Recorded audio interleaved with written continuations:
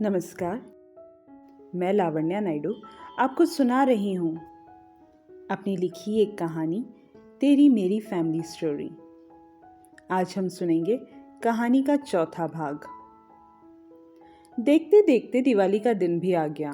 पूरे परिवार ने मिलकर लक्ष्मी पूजा की। बच्चे पटाखे जलाने बाहर चले गए। बड़े दिवाली की मिठाइयों का आनंद लेने लगे। सुभद्रा भाभी, कल आप भी हमारे साथ चलना लड़के वालों के घर, सुभद्रा की ननद मृदुला ने कहा। मृदुला, पहले बात तो आगे बढ़ने दो। पहली बार में ही सब जाएंगे तो अच्छा नहीं लगेगा। मामी, पर मोक्ष तो जरूर चलेगा। मैं कुछ नहीं सुनने वाली। ठीक है बेटा, जैसी तेरी मर्जी। अगले दिन लड़के वालों के घर देखने का कार्यक्रम था। लड़के ने निधि को और निधि ने लड़के को और उसके परिवार को पसंद कर लिया। मोक्ष को भी लड़के वाले खुले विचारों वाले लगे। निधि ने मोक्ष की तरफ देखा। उसने आंखों से ही अपनी सहमति दिखाई। रिश्ता पक्का हो गया। हम जल्द ही अम्मा जी और भाई भाभी से बात कर सगाई और शादी की तारीख निकलवाते हैं। निधि के पिता ने लड़के वालों के आगे अपनी बात रखी। अंकल, मेरी एक रिक्वेस्ट है, लड़के ने कहा। बोलो ना बेटा। वो अंकल, अगर निधि को भी ठीक लगे तो सगाई में सिर्फ परिवार वाले और शादी भी बहुत सादी, मतलब ज़्यादा खर्चा ना हो, ऐसी शादी करना चाहूँगा। और भाई साहब, मेरी भी एक शर्त है। लड़के के पिता से शर्त की बात सुन सब हैरान हो गए। शर्त? बोलिए ना अंकल, कैसी शर्त? मोक्ष ने पूछा। बेटा मोक्ष, मेरी ये शर्त है कि खर्चा आधा आधा होगा। शादी किसी हॉल में नहीं, हमारे फार्म हाउस में रखेंगे। लड़के वालों की ये खूबसूरत शर्त सब हंसते हंसते मान गए। निधि और बाकी परिवार वाले खुशी खुशी घर आए और वहाँ की सारी बातें बताने लगे। हाय मोरे कान्हा जी, ये कैसा परिवार देखा रे तूने मृदुला। पहले तो लड़की वालों को खुद के घर बुलवाया। हाँ तो अच्छा है ना दादी, हमारी बहन को जिस घर में रहना है पता तो चले कैसा है। पता है दादी, जब हम गए लड़के के पिता किचन में कचौड़ी तल रहे थे, और क्या बताऊं दादी, क्या स्वाद था। आपका भोलू हलवाई भी इतना अच्छा ना बनाता। अच्छा, अम्मा जी घर भी बहुत सुंदर है। अरे घर तो बाद में भी सजाया जा सकता है, ये बताओ लड़का कैसा है। वो दादी, मोक्ष बोल ही रहा था कि तू रहने दे। मेरी गुड़िया, तू बता तेरा गुड्डा कैसा लगा। हाँ क्या नानी, वरुण अच्छे लगे, खासकर उनकी एक बात ज्यादा अच्छी लगी। अच्छा, वो क्या? उन्हें मेरी मर्जी से फर्क पड़ता है। मेरी मर्जी मायने रखते हैं। बोलते हुए निधि शर्मा गई। ए सुभद्रा, जल्दी सबका मुंह मीठा करवा, और सबसे पहले मेरा। हाँ अम्मा जी, सबको मिठाई जरूर मिलेगी, पर आपको नहीं। अम्मा जी का मुंह उतर गया। सुभद्रा ने सबका मुंह मीठा करवाया। जब मृदुला ने सुभद्रा को मिठाई खिलानी चाहिए तो सुभद्रा ने मना कर दिया। नहीं मृदुला, वहां अम्मा जी का मुंह उतरा देखकर बुरा लगता है। उन्हें मीठा कितना पसंद है ना।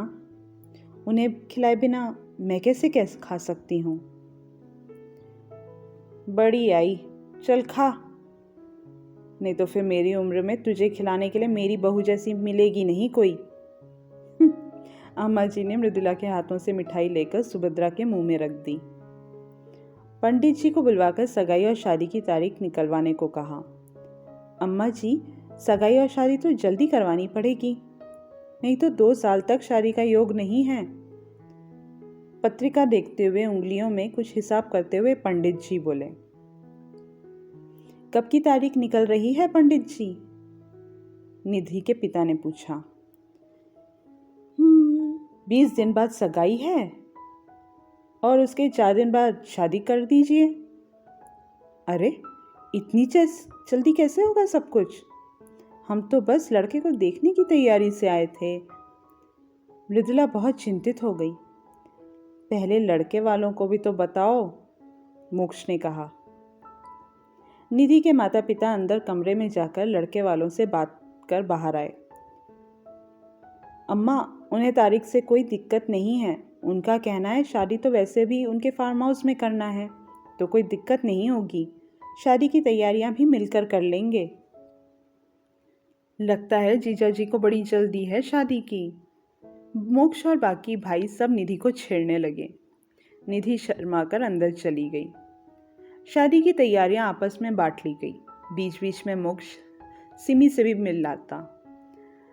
मामी, मैं अपनी शादी में एक सहेली को बुलाना चाहती हूँ। ई इनवाइट किसे किसे भेजने की लिस्ट बन रही थी, तो निधि ने अपनी बात रखी।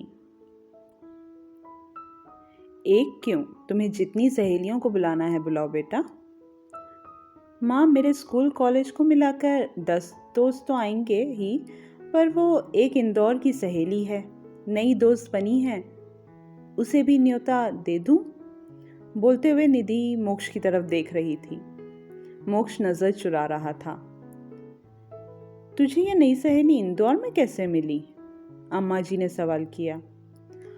ऑनलाइन नानी, ऑनलाइन, बोलकर निधि और सारे भाई वहां से निकल लिए, इससे पहले कि अम्मा जी के सवाल में वही उलझ के रह जाते। एक दिन शादी की खरीदारी कर निधि के साथ सिमी भी मोक्ष के घर आई। निधि ने सबसे सिमी को मिलवाया। तभी वहां मोक्ष आया और सिमी को देखकर चौंक गया। हेलो मिस्टर मोक्ष, आप यहाँ? हेलो। मोक्ष के मुंह से शब्द नहीं निकल रहे थे। बेटा, तुम हमारे मोक्ष को जानती हो? मोक्ष की माँ ने पूछा। जी आंटी, पिछले साल मोक्ष जी को जब कोरोना हुआ था तब वो हमारे ही अस्पताल में भर्ती थे।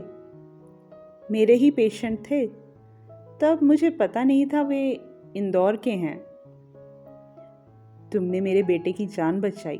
तुम्हारा कैसे शुक्रिया अदा करूं बेटा? उस अनजान शहर में मेरा बेटा अकेले फंस गया था लॉकडाउन में। ऊपर से वो बीमारी, सोचकर ही रूह कांप उठती है। आंटी, ये तो मेरा फर्ज था, डॉक्टर हूं ना। दुनिया सच में गोल है, नहीं तो आज तुम हमारी निधि की दोस्त बनकर यहाँ नहीं आती। सुभद्रा ने सिमी को गले लगा लिया। सबसे नजर बचाकर सिमी और मोक्ष आंखें चार करने लगे। उन्हें लगा किसी ने नहीं देखा, पर एक नजर वहां बहुत तेज थी। थोड़ी देर में ही सिमी निकलने लगी। मोक्ष, जा तेरी डॉक्टर साहब को बाहर तक छोड़कर तो आ। निधि ने मोक्ष को शरारती अंदाज में कहा। मोक्ष और सिमी बाहर चले गए, इस बात से बेखबर कि उन पर अब किसी और की भी नज़र थी। आज ये कहानी इतनी ही, फिर मिलेंगे अगले भाग में। यह है YouTube चैनल लावण्यास कॉर्नर, जहां मिलेगा आपको हर कहानी का मज़ा।